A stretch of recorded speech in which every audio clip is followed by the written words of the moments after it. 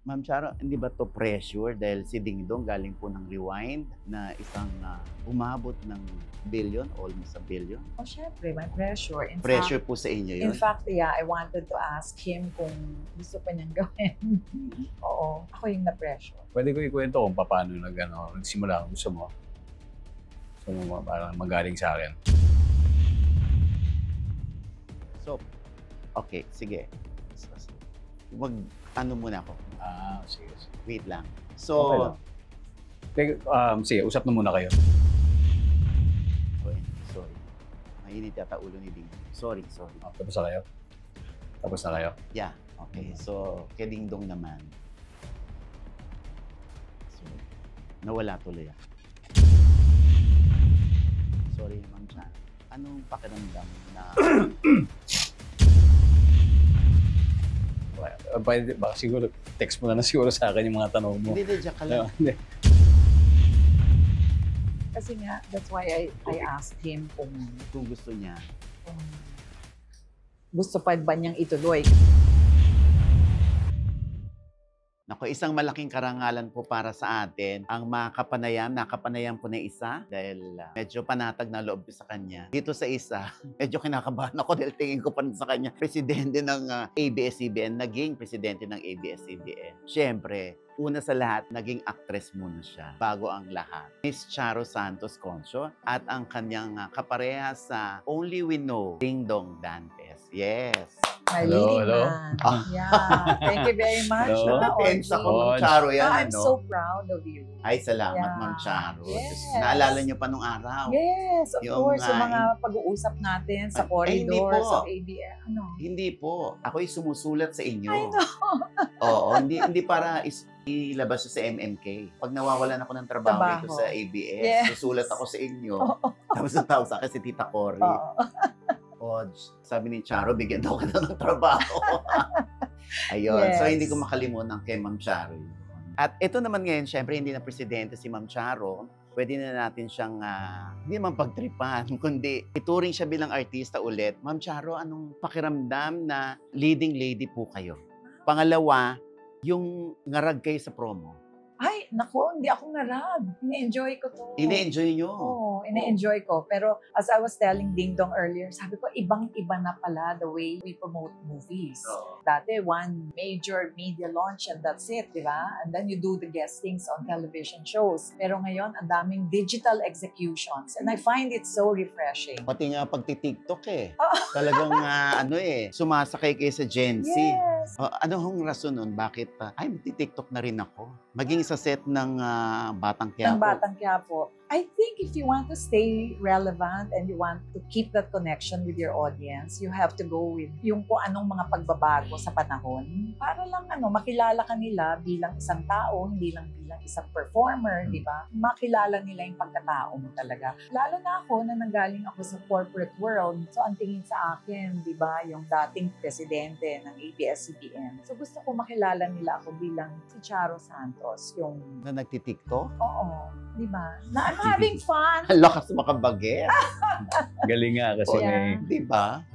yung mga, Ano? yung mga words, di ba? Yung mga, Pero yung mga sa pagti-TikTok niyo po, sino pong nag-udyok sa inyo? There was this digital person who was on the set of Batang Quiapo. Tapos may pinakita lang siya, Ma'am Charo, gusto mo itry? Tapos yung tinignan ako, parang kaya ko. Sige nga, gawin natin. I guess yung una kasi, parang nakadikit sa skill ko as a performer. Kasi gusto ko sync na sync. Di ba yung dinadub mo yung lines? Okay. Oo. So parang kasama sa pagiging artista ko. Hindi siya nalalayo sa trabaho ko. So, na-enjoy ko lang siya. Ganon. Until I eventually graduated into mas masaya, dancing, and dancing with my apo. So, naintindihan niyo na po ang Gen Z ngayon? Yung mga trip nila? Oo naman. Well, I'm trying to understand them. Yeah. At sa mga, pagdating po sa mga apo niyo? Ay, naku, Ganun game din na ba game sila? ako. Oo. I mean, nagti-TikTok din, ganyan. Hindi pa. Parang they do dance steps pero mas mas daring. Ano po sabi ng mga anak niyo pag nakikita? Ma, may TikTok ka na naman. Ano yung ginawa mo? Wala naman. Wala namang gano'n. Walang Walang judgment. violent reaction. Walang judgment. Ano lang. Have fun, mom. Pero dito po sa pelikulang Only We Know, siyempre iba sinasabi nila, may kissing scene ba kayo? Tapos sasabihin ni Ma'am Charo, abangan nyo na lang, ayoko i-preempt. So, siyempre pagka ganun ho, ang expectation ng mga tao, ay baka nga meron, ayaw lang sabihin ni Ma'am Charo. Dapat panoorin muna nila yung pelikula. Paano ba?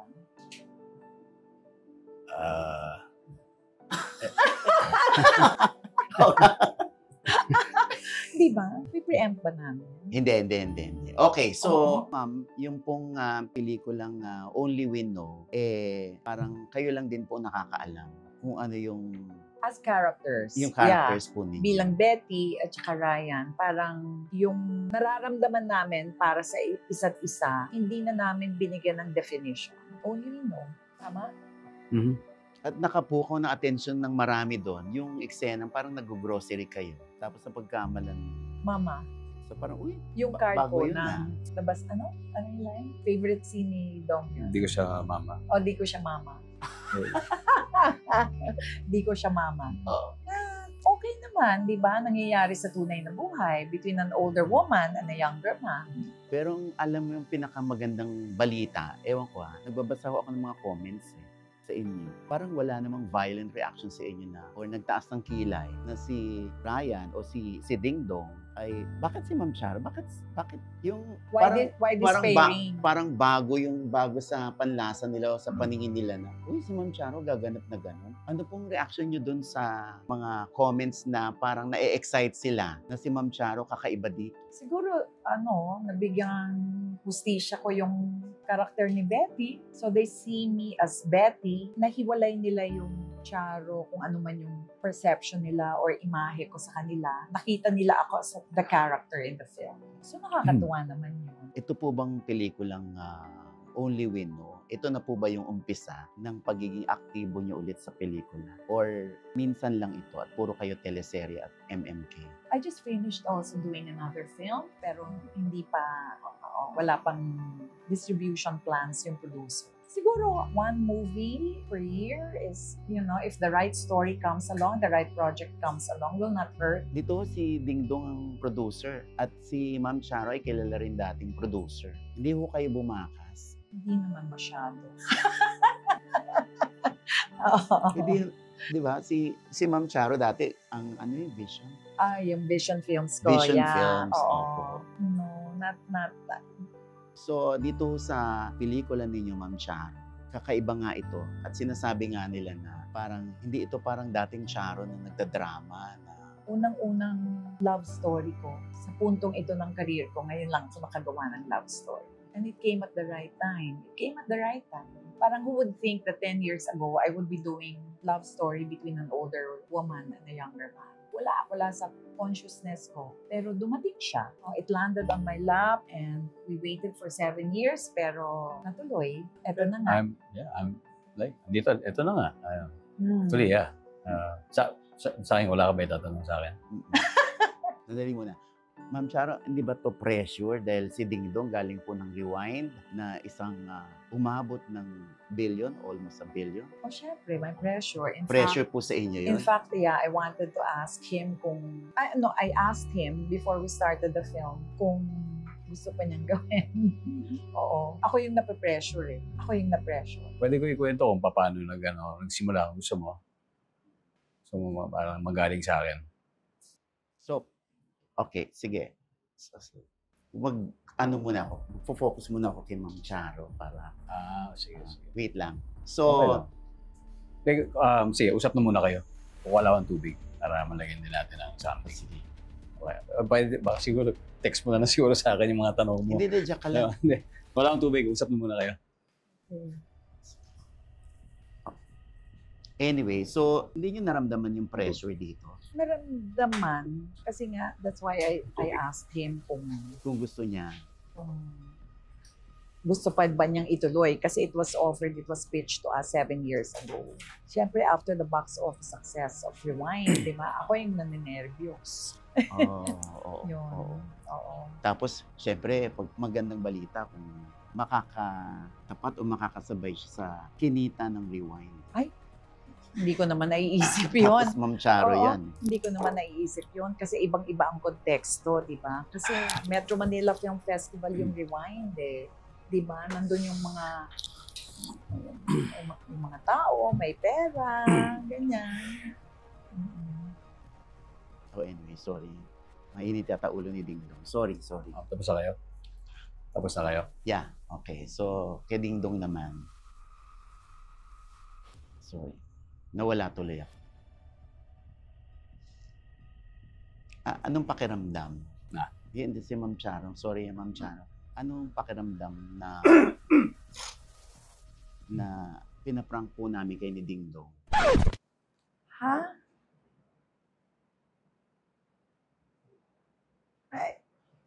There's a feeling of discomfort. Kasi, Pinaprank lang namin kay... Sorry. nakakainis ka. So, pinaprank lang namin kay ni Ding Dong. Ma'am There's a Charo. feeling of discomfort kasi parang talaga nangyayari ito right before my very eyes. How's this? Cool ka na. Kulang ako, Cool ka ma'am. na. Kulang ako. Oo. Hindi mangyayari yun.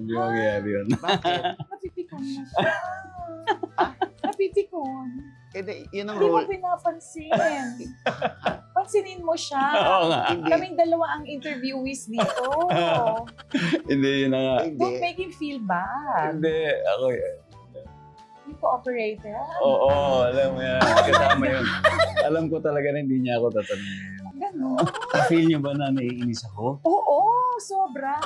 Kaya hindi Sobra, makasagot ng tapos mahaba hindi si ako- Ma'am Charo. Tapos, ano ba to? Nakakawala ng voice, ha? Tuwagan si Ma'am Charo. Anong pakiramdam na... Tanungin mo. Tanungin mo na siya.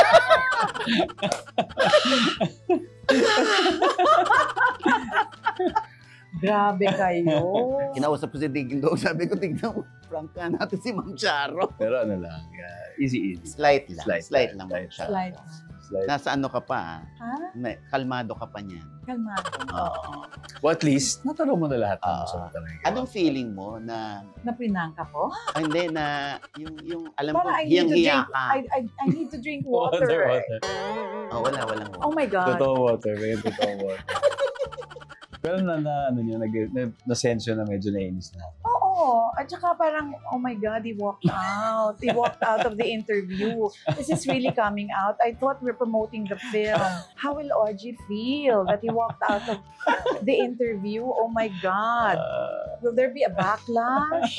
Ganyan. Tapos May hindi ko, bakla lang po dito. ha? Hindi backlash, bakla. Backlash.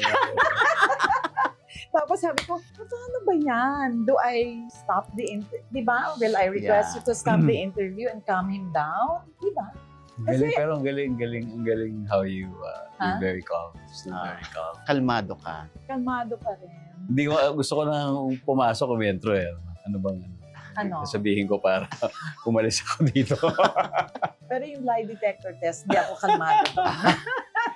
Yung electrocution. O, ayan. O, eto na, si Ding Dong na. Nasagot mo na ba kanina, Ma'am Charo? O ano ka, conscious ka kanina dahil nahihiya ka for Ding Dong? Hindi, nasagot niya lahat. Nasagot ko naman lahat, pero bothered na ako nung last question mo. Di ba, distracted. May ganun na ako, may, Nung wala na ako. oo, nung umalis na. Pasensya ka na. Nagtawagan kami. Sabi ko, prank nga natin si Ma'am Charo kung kaya natin. Tingnan natin kung Charo Santos conscious siya.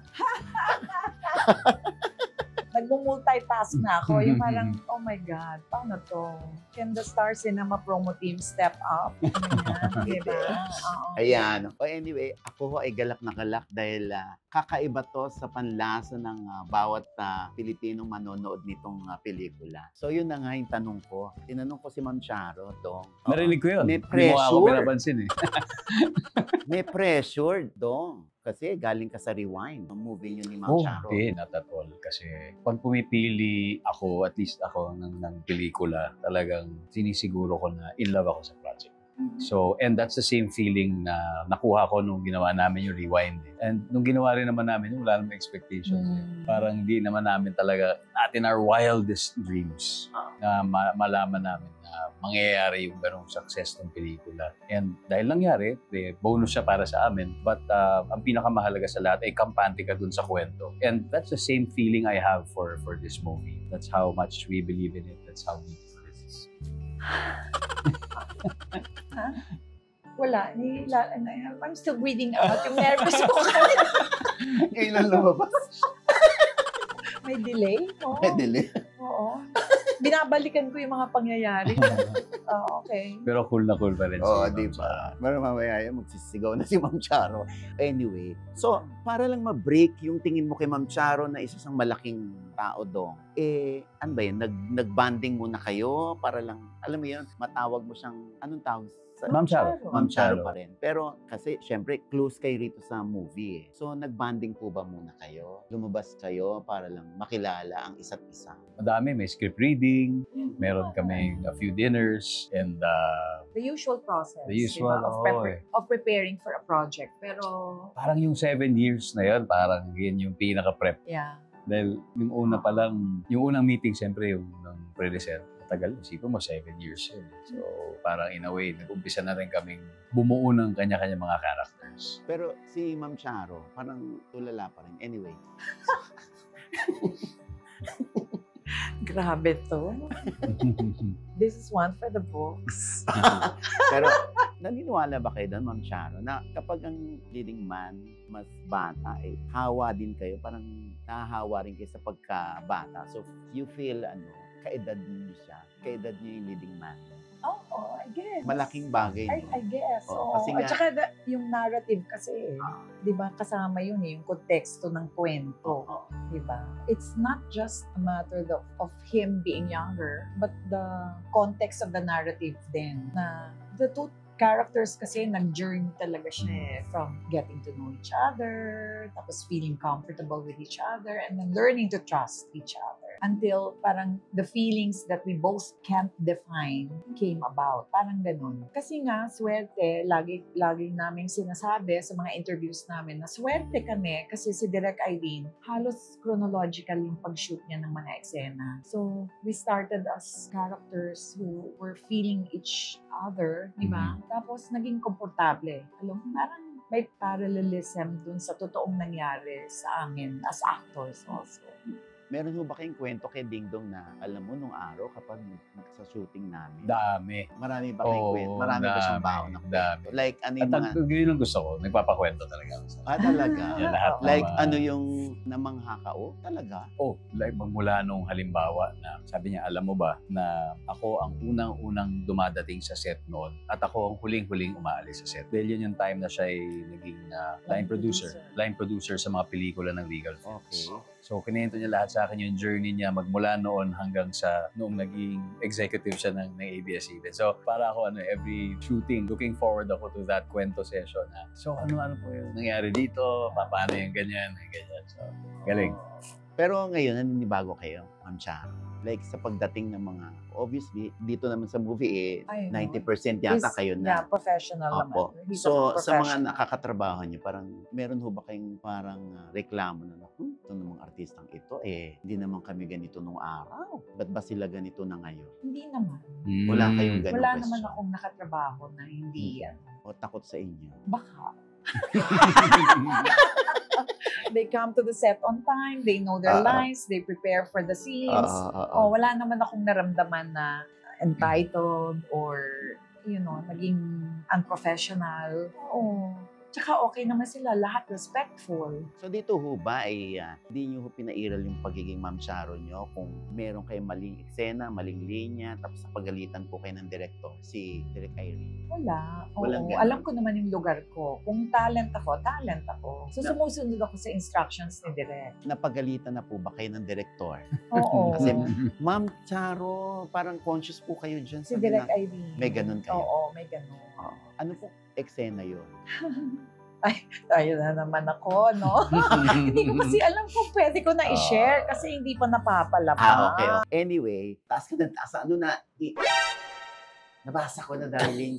Nakakaloka. Oo. Hindi prank yun, Ma'am Charo.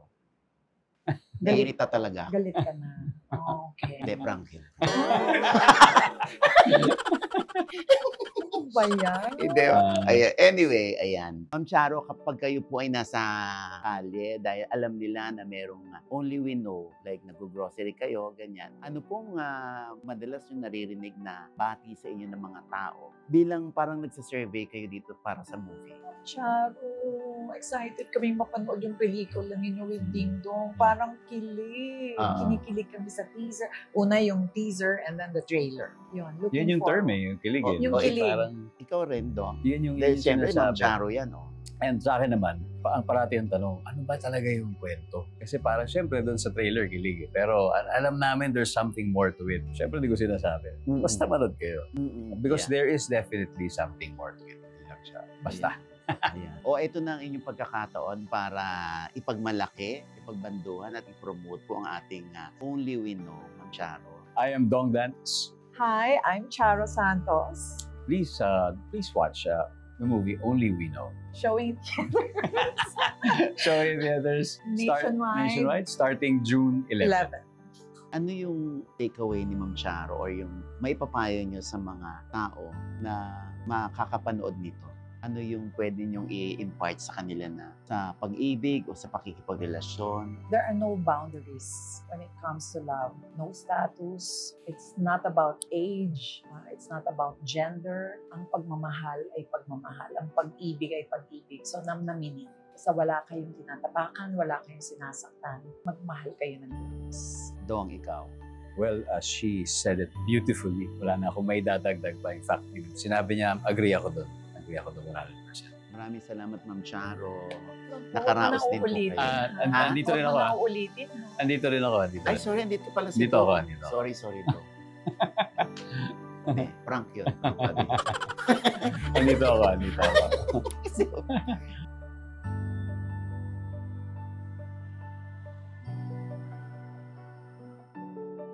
You think we only get one great love and that's it? Totoong isa lang talaga ang great love natin. Patay tayong dalawa dyan. Bata ka pa naman. You can have a lot of great loves.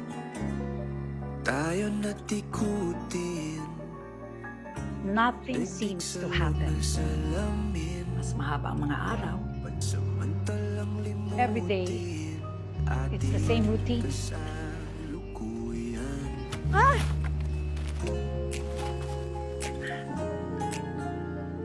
Ay, Betty nga pala. Ryan po. Wag na po or opo. Betty na lang. Ay, hilig ka talaga sa baget. And sourdough. Senior ID po ng mama niya para sa discount. Hindi ko siya mama. Meron ka ba Facebook or Instagram? Pero hindi ko masyadong nagagamit. Boomer. I happen to like dating myself more. Kahit casual sex. Why not? Maybe that can help you. Kung game ka, game ako.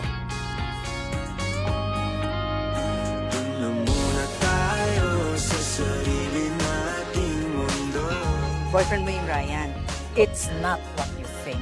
Nagluluto-lutoan na kayo. It's not purchasing pa rin. Tinutulungan niyo lang ako sa mga sira sa bahay ko. Oh my God. Nagbabaybayan pa. Oh my Akala ko naghahanap ka lang ng kausap. Sama kasi nililungkot ka. So, Ryan, you're a repairman or what? Ano pa ang mga ibang ginagawa mo para kay Betty? Sigurado ka ba rito? I feel like this is it. Walang dapat isipin na iba, di ba?